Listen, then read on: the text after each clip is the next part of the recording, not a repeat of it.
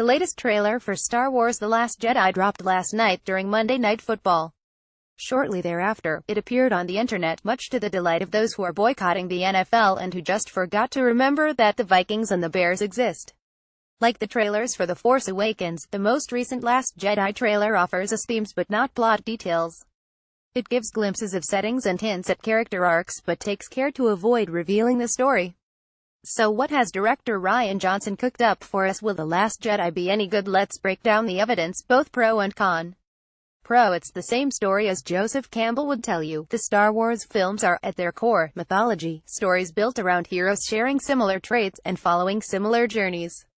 Episodes IV tells the story of Luke, a young man discovering his purpose.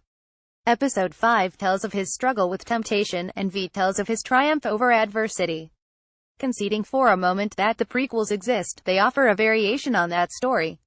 In Episode 1, Anakin, the hero who'll become villain, discovers his purpose. In 2, he struggles with temptation, and in 3, he succumbs and becomes the adversary. It seems that episodes VIIX are telling both of these stories at the same time. Rey is the new Luke. In Episode 7, she begins to uncover her purpose. In 8, it appears she's facing her own temptations and identity crisis. Just check out this identity crisis face presumably, in Episode 9, shall have her victory. Kylo Ren appears to be following the Anakin Vader version of the story in reverse. In Episode 7, he believes his purpose is to destroy his dad, his uncle, the Resistance, and those planets we saw for 3 seconds before he blew them up.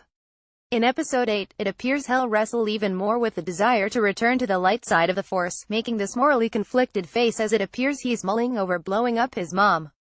In Episode 9, it would only be fitting for him to cement his return to the forces of good by defeating Supreme Leader Snoke, presumably by blowing him up. For the sake of symmetrical storytelling and to honor the Star Wars films before it, it is most appropriate for The Last Jedi to retell The Empire Strikes Back in its own way. I've reverted back to form and am now denying the existence of Attack of the Clones.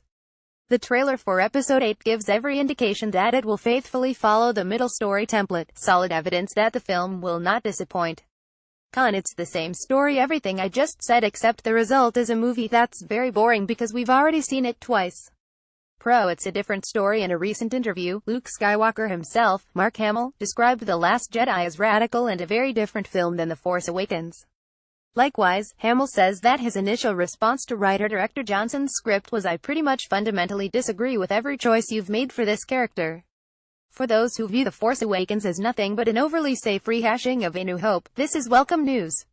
A bitter hero, a sympathetic villain, a conflict where both good and evil are immersed in shades of gray instead of the black and white absolutes of the previous movies. That's a Star Wars film that hasn't been made yet, one audiences who have come to appreciate anti-heroes and moral complexity will surely adore. Con: it's a different story. Star Wars has always been a story for children, a classic heroes versus villains tale where good and evil don't intermingle. The light side of the Force is good because Luke uses it to save people. The dark side of the Force is bad because Vader uses it to kill people. If The Last Jedi is going to tell us, well, actually, when you grow up, you learn that the Force isn't that simple. It will have betrayed anyone who, at 5 years old, ran around his backyard in a bathrobe with a flashlight in hand, pursing his lips as he provided his own BBBBBBBBKchu lightsaber sound effects. Rick Grimes may be a more three-dimensional character than Luke Skywalker. But let's admit what nihilistic TV shows like The Walking Dead have made clear. We don't love anti-heroes and moral complexity because we're grown-ups now. We love them because we are miserable, godless people so syphilitic with bad consciences that will no longer permit our heroes to be more righteous than we are.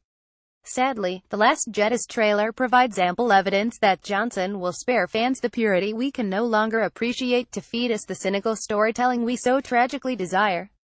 Con: it has Ewoks 3.0. The biggest criticism of Return of the Jedi is that George Lucas corrupted the story by introducing characters for no other reason than to sell toys.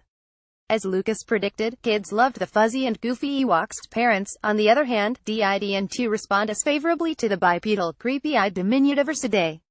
Lucas revisited this merchandising gimmick again with Jar Jar Binks in The Phantom Menace, this time with a far more hostile audience reaction. And while J.J. Abrams was wise enough to avoid inserting any non-droid comic relief characters into The Force Awakens, Johnson has apparently revived the despised tradition with something that looks like Chewbacca's new co-pilot. I hate this thing already. I hate whatever its stupid name is going to be. I hate its dilated pupils. I hate that it has surprised cartoon eyebrows for nostrils. I hate that it looks like an owl sneaking into a baby seal convention. But most of all, I hate that my kids are going to love it and beg me to buy them the toy version, the one with smartphone-controlled flappy wings and 30 pre-programmed sounds including squeak, blunk blunk, and no can do, chubiki or whatever its stupid catchphrase is going to be. Pro, it has Ewoks 3.0, Christmas shopping will be easy this year. Pro, there's no Death Star. As David Harshani noted last year, the Death Star is a rather foolish concept. Although fun in A New Hope, it was needlessly revisited in Return of the Jedi. After we were all sick of the concept, Abrams tripled down on it in The Force Awakens. Then, with a universe of possible storylines to choose from, Disney decided that the main character in Rogue One, its first non-Skywalker-centric Star Wars story, would be about the Death Star.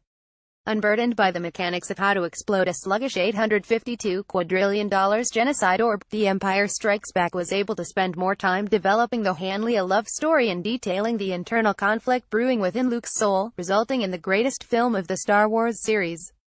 The Last Jedi's trailer offers no evidence of another Death Star or a Death Planet or even a Death Comet. Without such a silly plot device to consume the story, it looks like Episode 8 will be able to maintain an Empire-like focus on more edifying elements, such as Rey and Rem's inverse story arcs, Luke's battle to regain hope, and Leia's final attempt to save her son. I bet there's a Death Star, an even bigger, stupider Death Star. And I bet that bulky-eyed little flying demon otter won't even be on board when it gets blown up.